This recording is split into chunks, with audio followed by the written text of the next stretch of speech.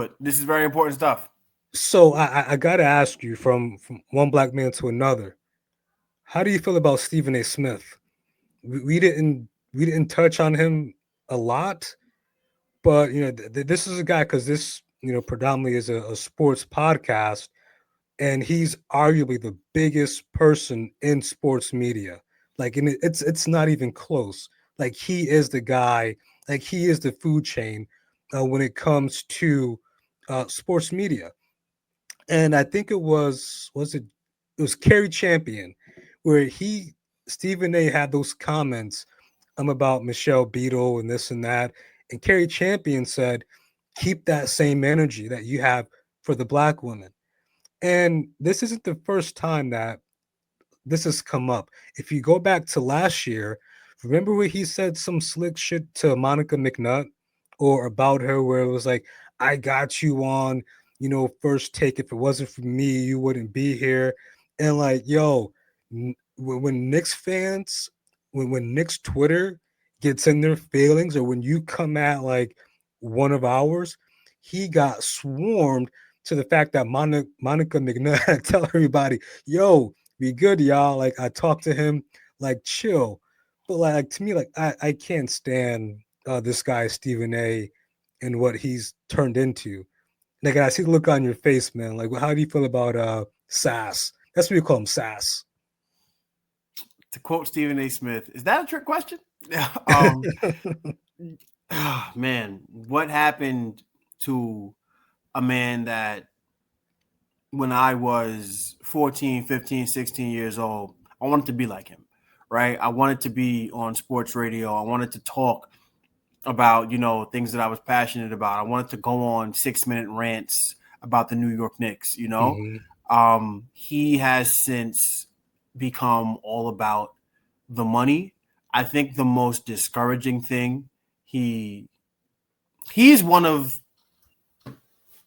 he's one of the black people that gets in the way of progress because the other side is allowed to use his success against us and say, oh, why haven't you done it? This is a guy who went to Winston-Salem State and he went to an HBCU and he pulled himself up by his bootstraps and now he's making all this money. How come you can't do it? Yeah. Right? He became the exception to the rule. And then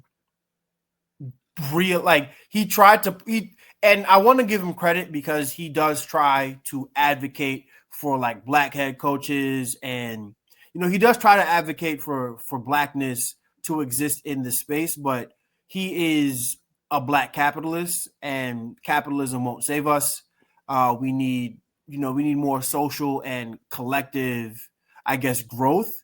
And he's a guy that really disappointed me when he was speaking about how Donald Trump is coming and everybody has to adjust. And I'm like, no, we don't have to fucking adjust, you coward. We have to resist. We need to resist, and Hmm. he is doing the exact opposite of resisting. He's the kind of guy that is laying down. And hey, man, it's either, I forget what, to quote Beanie Siegel in State Property, I think it's, what do you say? You gotta get down and lay down, right? And Yeah. it's like, if you're not gonna get down with us, then lay down. Get out of our way. You look, make your money where you're making your money, but don't try to talk about Zoran Mamdani and his politics don't make sense when you don't know anything about politics, and especially when you tried to to shuck and jive over to the right side of the aisle, and Cash Patel slam dunked on you with two hands to remind you that you're still a nigga in this country. Hmm. You will always be black, and I guess I'll end the plane here.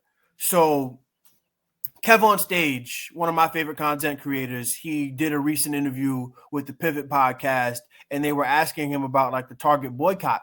And his advisor they would tell him, look, we sold most of our books last time in Target. We're going to put our books in Target and everything like that. And he was like, nah, I can't do that. And his advisors were upset with him. They were like, what are you talking about? You can't do it. It's going to bowl over. And he was like, well, one, I don't think it's going to bowl over. But two, I agree with what my people are doing. I stand with my people. And after this book comes out, I'm still going to be black and I'm going to need my people. That book that Kev on Stage refused to put out in Target became a New York Times bestseller because he stood with us, right? And you're watching in real time how Stephen A. Smith, who just got pulled off ESPN's NBA Countdown, you're watching in real time what it means to turn your back on us specifically. You turn your back on Black people.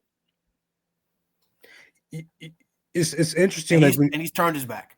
When you talk about like your experience coming up with Stephen A. For me, it was on the show, Quite Frankly. And like my dad and I would watch that show every night on ESPN. And like I tell people, like Stephen A is the mouthpiece for the Worldwide Network.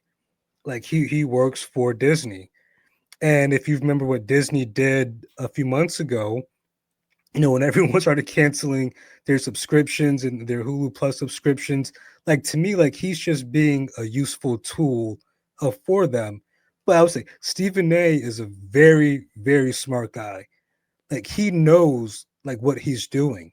And like personally, like he has a show on he has a few new shows on Sirius XM that I've listened to just a little bit. But it's like, dude, like and he would always say, "Oh, I'm not conservative. I'm a fiscal conservative." That was his line like 10 years ago, 15 years ago. And now he's like, oh, I'm in the middle, I'm moderate. And like he had a tweet yesterday in regards to the Epstein victims or something along those lines. And he's saying, well, why didn't the previous administration release it, this and that? And quickly, in a matter of 2 minutes, got community noted. It's like, hey, they can't do that. And it's like, just stop being loud and like if like you have the right to believe and live however you want to live. But if you're going to be a microphone, like at least come with facts. At least come with facts. And like to me, that's the problem with media, sports media as well, where there's no one's fact checking, no one's being factual. Everyone's going for the licks, everyone's going for the likes. And real quick, our buddy left us a link, and I'm going to share this also in the YouTube description, and I put this in the YouTube comments. This is a link for Jamaica. If anyone does want to donate, I'll leave that in there. Hit the link, subscribe, all that fly shit, like all the stuff that the hashtags. Like I'm not doing all that. It's too much work, but I think this is a good place to bring the plane home. And what do you think, bro? Yeah, definitely, guys. This was a great episode. It was great to continue to chat up. Just everything from sports